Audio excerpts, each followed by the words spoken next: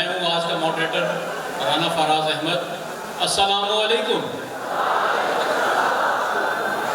ہماری خوش بختی ہے کہ آج ایک ایسی شخصیت ہمارے درمیان موجود ہے جو کسی تعارف کی محتاج نہیں، جن کی بے شمار علمی اور ادبی خدمات ہمارے لیے سرمایہ حیات ہیں، روح کی غذا ہیں۔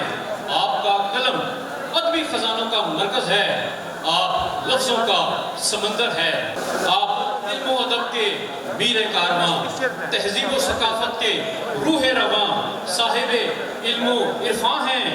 آپ تشنگان علم و ادب کو شعور زندگی عطا کر رہے ہیں۔ آپ سخن اقبال اور فکر قائد کے پاسباں ہیں، ادبی افق کے چمکتے ستارے ہیں۔ آپ ایک معطر شخصیت ہیں جو ہر محفل میں خوشبو کی مانند ہے، جسے کسی صورت مسترد نہیں کیا جا سکتا، جسے ہر صورت قبول کرنا پڑتا ہے، جس سے ہر صورت محظوظ ہونا پڑتا ہے۔ آپ کے نام میں تو قمر آتا ہے، لیکن آپ وہ آفتاب ہیں جو کبھی غروب نہیں ہوتا۔ آپ لاتعداد فلموں، ڈراموں، افسانوں کے مصنف ہونے کے ساتھ ساتھ ایک عظیم شاعر اور اس سے بڑھ کے ایک سچے اور کھرے انسان ہیں۔ آپ کا استقبال میں آپ کے پسندیدہ شعر سے کروں گا۔ مجھ سے ملنے کو آپ آئے ہو، مجھ سے ملنے کو آپ آئے ہو، بیٹھیے بلا کے لاتا ہوں۔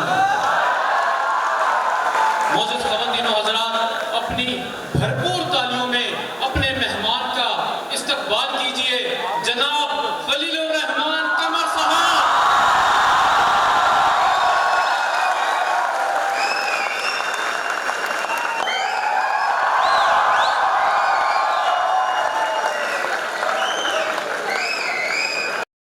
بسم اللہ الرحمن الرحیم۔ السلام علیکم۔ خدا کی قسم، اسلامی یونیورسٹی بہاولپور میں انٹر ہوتے ہی جس قدر میں خوش ہوا ہوں، جس قدر آرگنائز تم لوگ ہو، اللہ تمہیں اپنی امان میں رکھے اور اس ملک کی ترقی کا باعث بنائے۔ آمین۔ I am so happy coming over here, I swear.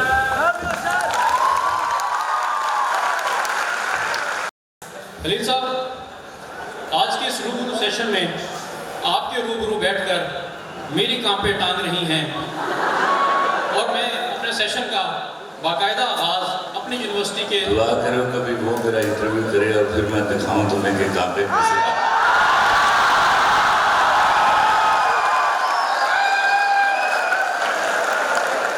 شکر الحمدللہ، آپ کا دست شفقت میرے سر پہ ہمیشہ موجود ہے۔ خلیل صاحب، میں باقاعدہ آغاز کروں گا ہمارے آج کے سیشن کا ہماری یونیورسٹی کے مختصر تعارف سے۔ اسلامی یونیورسٹی بہاولپور کی ایک قدیم ثقافت ہے۔ اس کی بنیاد 1925 میں جناب سر صادق عباسی صاحب نے رکھی۔ 1975 میں اس یونیورسٹی کو چارٹرڈ یونیورسٹی کا درجہ دے دیا گیا۔ اس عمر دراز میں اس نے بہت سے نشیب و فراز دیکھے، اور آج سے 4 سال قبل ایک یونیورسٹی کا خاکہ تو موجود تھا، لیکن اس خاکے میں رنگ بھرنے والی شخصیت آپ کے سامنے وراجمان ہے، جناب engineer professor doctor vice chancellor عطر محبوب صاحب۔ یہ جو بھی آج نگر تقریب یا یونیورسٹی کا منظر دیکھ رہے تھے، اس کا صحرا جناب وائس چانسلر صاحب کو جاتا ہے۔ جناب خلیل الرحمان قمر صاحب PLCF بہاولپور میں وہ بہاولپور کے واسیوں کے لیے ایک تہوار کی اہمیت رکھتا ہے، اور ہر سال ہم اس کو ایک تہوار کے طور پہ مناتے ہیں۔ میں نے اپنے ایک دوست سے دریافت کیا جو کہ یہاں کا مقامی ہے کہ کیا بہاولپور میں اس سے بھی بڑا کوئی تہوار ہے؟ تو اس نے کہا جی۔ میں نے کہا وہ کیا؟ اس نے کہا جی وہ ہے میری بیوی، جسے مجھے روز منانا پڑتا ہے۔ تو ہم تہوار یہ ہے کہ وہ عمومی طور پہ مان جاتی ہے۔ مان جاتے ہیں۔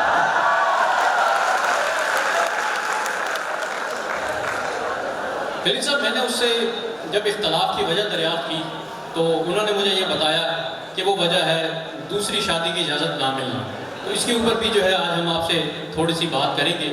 ہمارا یہ سیشن جو ہے یہ تقریباً خلیل صاحب آدھے گھنٹے کا ہوگا، اور میرا آپ سے پہلا سوال یہ ہے کہ آپ پہلے بھی کئی مرتبہ بہاولپور تشریف لائے ہیں، آپ نے یہاں پر بہت سی فلمیں اور ڈرامے شوٹ بھی کیے ہیں، تو آج کیا چیز منفرد ہے؟ اپنا جذبات کا خیالات کا اظہار کیجیے۔ I'm not habitual of praising people with their faces. لیکن ویسی صاحب میں آپ کو بتاؤں یہ پہلی دفعہ کہ میں کسی تقریر میں کسی شخص کی ڈائریکٹ تعریف کر رہا ہوں۔ You have done it so wonderfully.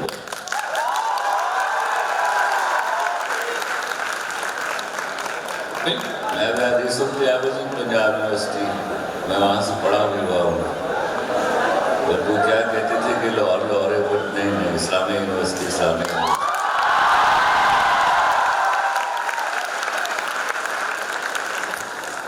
There is always a man behind the gun. It is never the gun. You are the man, sir. Excellent.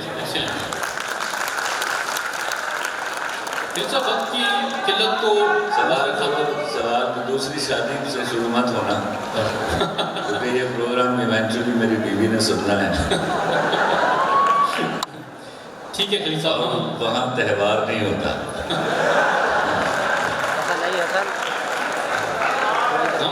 جب آپ نے اپنے پروفیشنل کیریئر کا آغاز بینکنگ سیکٹر سے کیا اور آپ ایک بہت اچھے مقام پہ ایک سرکاری ملازمت پہ موجود تھے، وہاں سے آپ نے چھوڑ کے سب لوگوں سے میری التماس ہے کہ آرام سے بیٹھ جائیے، یہ کم موقع میسر آتے ہیں کہ ہم اکٹھے ہوتے ہیں، تو اگر کچھ اللہ نے مجھے دیا ہوا ہے میں آپ کو سنا جاؤں وہ یاد رہ جائے تو یہ بڑی نعمت ہوگی۔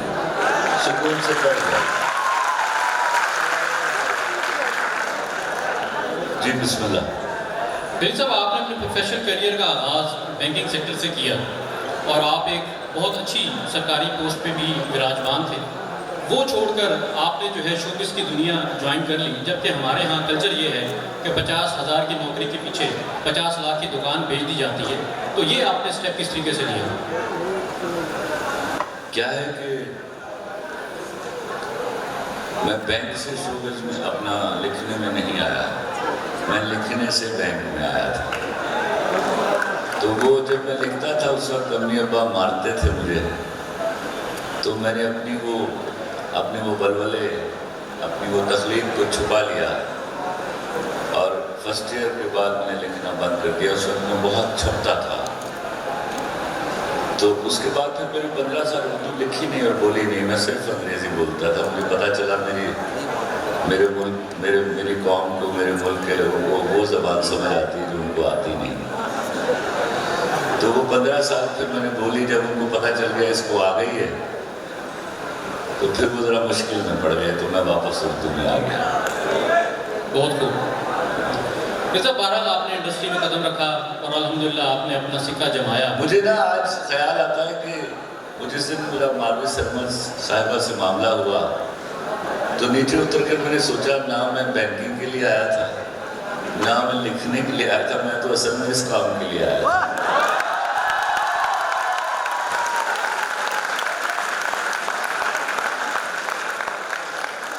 خلیل صاحب، آپ نے کچھ عرصہ ایکٹنگ بھی کی ہے اور آپ جو ہیں وہ غصے میں کی، ایک دفعہ اس کا ذکر نہ کرو۔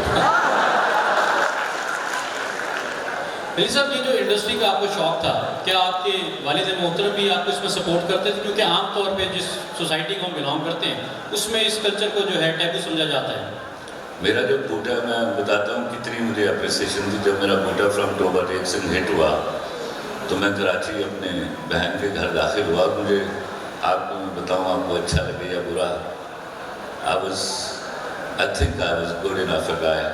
تو میرے خاندان کے بزرگ بھی میرا احترام کیا کرتے تھے، تو میں اپنی بڑی بہن کے گھر پیر رکھا تو ان کی آواز آئی، وہ آ گیا میرا برا کنجر۔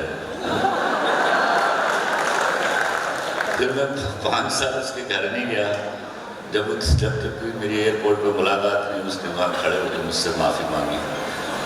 تو یہ والا ایک چلن تھا غلط۔ میرے خیال میں اللہ نے مجھے یہاں بھیج کے ثابت کیا کہ نہیں، کنجر تو ہر جگہ ہے، آپ کو کنجر نہیں ہونا۔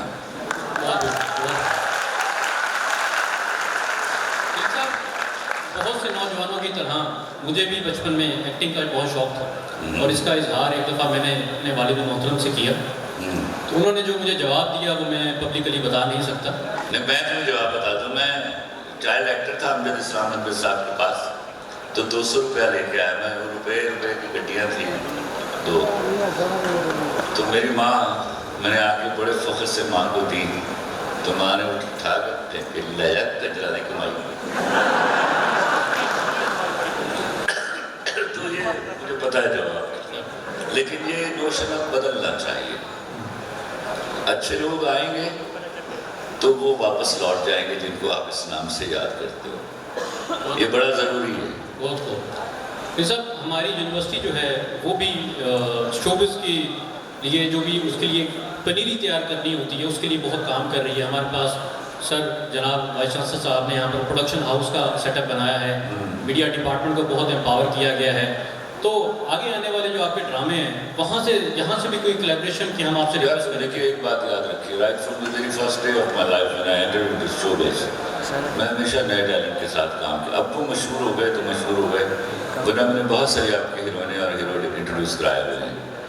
تو آئی لو کہ اگر بہاولپور کی سرزمین سے کوئی مائی کا لال یا مائی کی لاڈلی ہو ایسے تو I would love to work with. اس کے لیے بہت ضروری ہے کہ آپ کو نستعلیق اردو آتی ہے. یاد رکھیے، خالی کھولی آئینہ دیکھ کے مت سمجھیے گا کہ آپ کو ایکٹنگ آتی ہے. جس کو اردو نہیں آتی وہ کسی کام کا نہیں ہے. صاحب آپ کی اسی بات سے مجھے یاد ہے کہ آپ کی ہماری جنریشن کی تعلیم و تربیت پہ بھی خاصی نظر ہے. تو مجھے جب پتہ چلا میری خالہ کو، ان کا مجھے فون آیا، انہوں نے مجھ سے یہ ذکر کیا کہ ان کا جو بیٹا ہے اور جو بہو ہے وہ دونوں جاب کرتے ہیں اور ان کی غیر موجودگی میں دونوں بیٹیاں کو میری خالہ پالتی ہیں. وہ ایک لاہور کے اعلیٰ اسکول میں زیر تعلیم ہے جس کا میڈیم انگلش ہے. تو میری خالہ نے جو ہے وہ اس طریقے سے اپنے لاچارگی کا اظہار کیا کہ پڑھنا بچے انگریزی اسکول تے رہنا دادی کول، یا بچے نے اردو سکھاؤ یا دادی نے انگریزی سکھاؤ. یہ بات ذرا غور سے سنیے گا سب لوگ.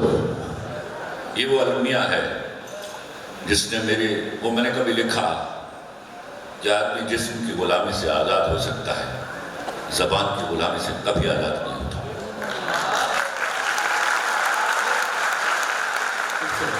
آپ کو بتدریج اس کا مجھے سیر حاصل جواب دینے دیجیے. That's a very important thing.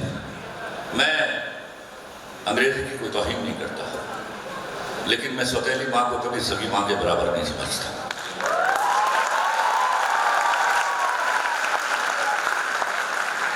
آپ ایک مفتو قوم تھے، ہارے ہوئے. ہار جانا برا نہیں تھا، لیکن اپنے آپ کو ہارا ہوا مان لینا برا تھا. آپ نے اس ہار کا آپ سے اس ہار کا انتقام لیا گیا.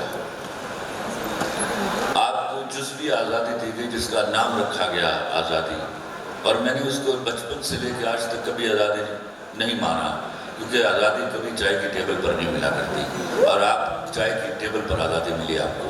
آپ کے ہاں جتنی وہ لاکھوں قربانیوں کا ذکر کرتے ہیں وہ بعد میں ہوئی ہیں، 15 اگست کے بعد. تو آپ کو ہمیشہ کے لیے غلام بنائے رکھنے کا ایک طریقہ ایجاد کیا گیا. آپ کے ہاں ایک کلاس کریٹ کی گئی جس کا کام تھا دور کھڑے ہو کے انگریزی بولنا، اور آپ خام خواہ ڈپریس ہو جاتے تھے. شروع میں نہیں ہوتے تھے، لیکن آہستہ آہستہ آپ نے ڈپریس ہونا شروع کیا.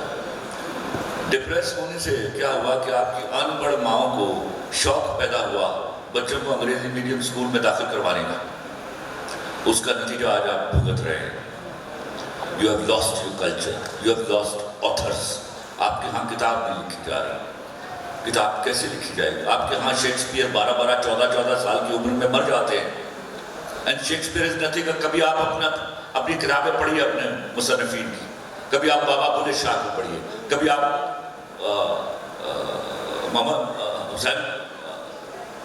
میاں محمد بخش کو پڑھیے، وارث شاہ کو پڑھیے، آپ افضل جوشو کو پڑھیے. خدا کی قسم 2 لائنوں میں شیکسپیئر فارغ ہو جاتا ہے.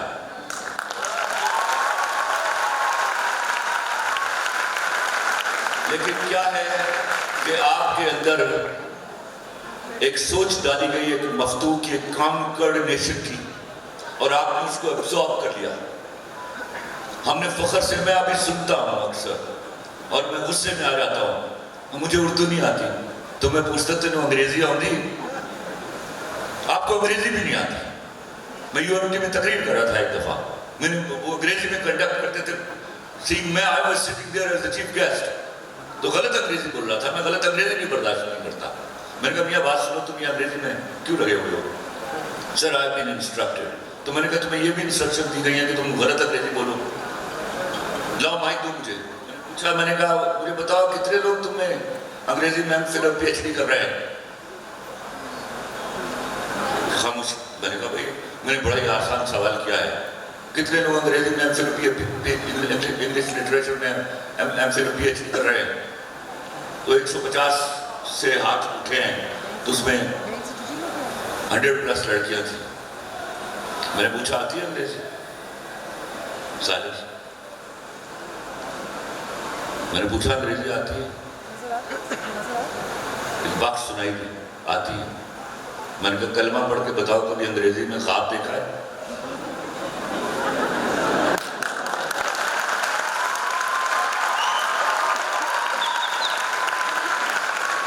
تو آپ کو وہی زبان آتی ہے جس میں آپ خواب دیکھتے ہو, اور اس زبان پر پرائڈ لیجئے.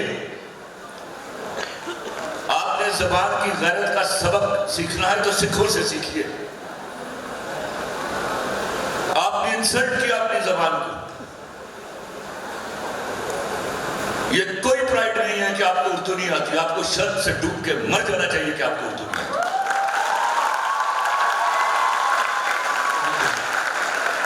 تو یاد رکھیے گا, جس آزادی کے لیے جب چیخیں مار رہے ہیں نا, وہاں تک پہنچنے کے لیے آپ کو سب سے پہلے زبان کی غلامی سے آزاد ہونا پڑے گا.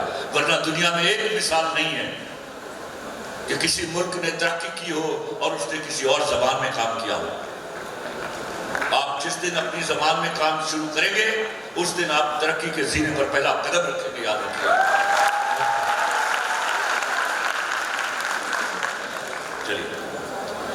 ویسے خلیل صاحب, میرا خیال ہے کہ تھوڑی بہت جو ہے انگریزی وہ بڑوں کو بھی سیکھ لینی چاہیے. وہ اس لیے کہ میرا ایک دوست ہے, اس نے بڑا دلچسپ واقعہ مجھ سے شیئر کیا کہ اس کی حال ہی میں شادی ہوئی اور اس کی اپنی بیگم سے اس دن لڑائی ہو گئی جس دن انہوں نے ہنی مون پہ جانا تھا. تو اس نے اپنی دادی سے گلہ کیا کہ اس کو سمجھائیے.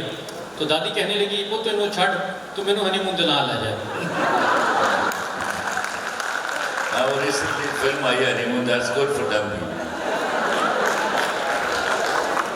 پھر صاحب آپ ایک بہت خوبصورت گفتار رکھنے کے ساتھ ساتھ سماعت بھی اچھی رکھتے ہیں.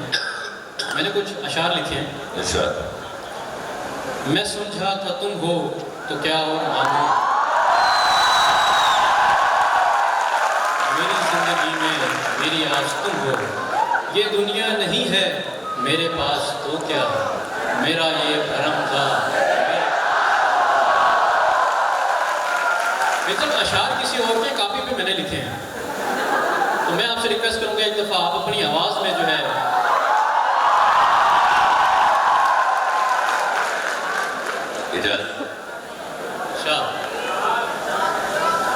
بھول جانے کا ہنر مجھ کو سکھا دے گا, بھول جانے کا ہنر مجھ کو سکھا دے گا, جا رہے ہو تو سبھی نقش مٹا دے گا. چلو رسمن ہی صحیح مڑ کے مجھے دیکھ تو ہو, توڑتے توڑتے تعلق کو نبھا دے گا. فقط میرے دل سے اتر جائیے گا, بچھڑنا مبارک. میں سمجھا تھا تم ہو تو کیا اور مانگو, میری زندگی میں میری آس تم ہو, یہ دنیا نہیں ہے میرے پاس تو کیا, میرا یہ بھرم تھا میرے پاس تو. مگر تم سے سیکھا محبت بھی ہو تو دغا کیجیے گا. جیسا میں نے اپنی زندگی میں دیکھا ہے کہ کچھ لوگ اتنے غریب ہوتے ہیں کہ ان کے پاس صرف پیسہ ہوتا ہے. واہ واہ واہ واہ.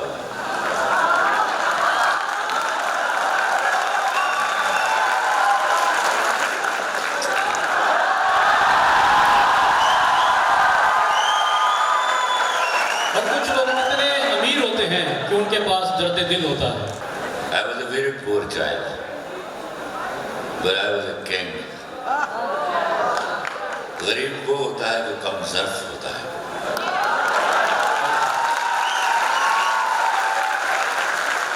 آپ ظرف والے ہیں تو آپ سے امیر آدمی کوئی نہیں, آپ سے امیر لڑکے. جس کو یہ پتا ہے نا برانڈ سے میں خوبصورت نہیں ہوتی, وہ ہے ظرف والی.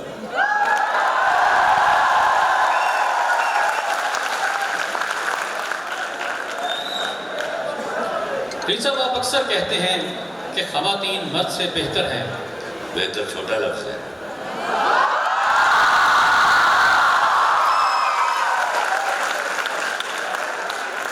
مرد تو گھاٹ پر بیٹھا ہوا چور ہے. میرا معاشرہ میری عورت کی وجہ سے چلتا ہے.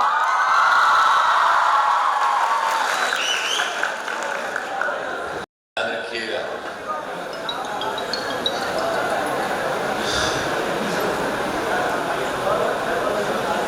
حیا اور وفا ہم نے عورت سے سیکھی.